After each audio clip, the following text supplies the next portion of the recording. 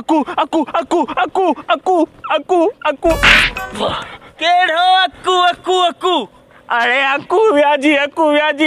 ओए अची बतो इने का मु 50,000 कर्ज कयो अरे वो तो के मोचे हो 50,000 इने का कर्ज खण सॼो ॾींहुं वती तो रुगो जुआयूं खेंदो मां छा कयां माने के 50,000 किथां ॾींदो बे ॿुध हिकिड़ो प्लान था कयूं प्लान बीमारियूं हलनि पियूं हा चुप कर न बा मां बीमार न आहियां मां सही आहियां छो मां बीमार अरे एक्टिंग में करणी आहे तोखे एक्टिंग करणी आहे हा एक्टिंग जो त मूंखे नंढे लाख खां वठी शौक़ु हुयो जो न कंदे इहो मोचड़ा हणंदे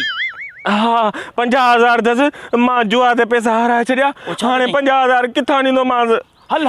हल कयूं था भला हाणे छा कयूं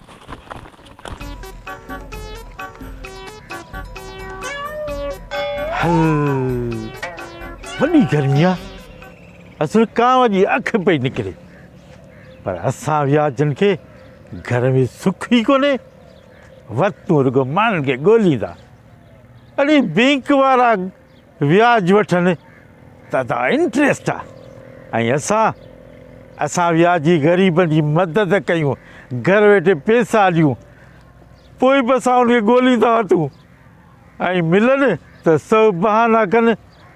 अड़े असां व्याजी आहियूं व्याजी तव्हांजी हेॾी मदद था कयूं तव्हांजा घर असांजे पैसनि सां हलनि था पोइ बि नथा सुधरो अड़े इहो छोरो रोशू ॾिस 50,000 मूंखां वठी वियो 50,000 मुंहिंजी अम्मा बीमार आहे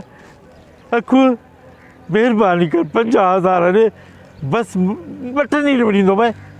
हाणे पैसा खणी वियो आहे त लोठो लभे ई कोन थो हाणे अॼु हिनजे पोयां निकितो आहियां किथे न किथे मिलंदो असुल त घटि कोन थींदी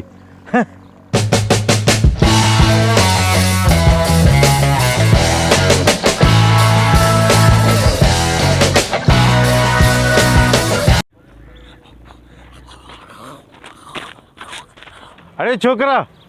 हिनखे रसो खीचे विझी काॾे बि काए वञी ही बीमार आहे हिनखे डॉक्टर ॾे वठियो थो वञा अरे बीमार हुजे या कुझु बि हुजे हिन ॾे मुंहिंजा 50,000 आहिनि व्याज जा मूंखे 50,000 ॾे पोइ छॾींदोमांसि अरे छोरा हिनखे आहे कहिड़ी बीमारी भोलनि वारी बीमारी अथसि भोलनि वारी अल्लाह साईं माफ़ करे अलाए कहिड़ियूं बीमारियूं अची लथियूं आहिनि हिनखे बुखार थियो बुखार हल्के मां भोलो थी वियो सॼो हाणे डॉक्टर ॾे वठियो थो वञासि अरे पर मुंहिंजा पैसा केरु ॾींदो पैसा मूंखे चई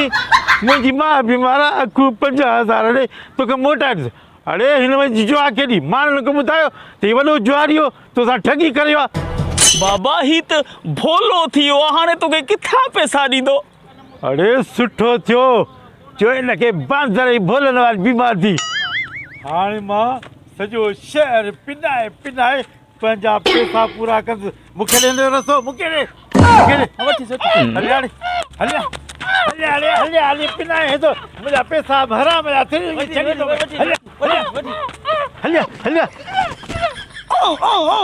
अरे छा लाइ थो कर्ज़ खणी पो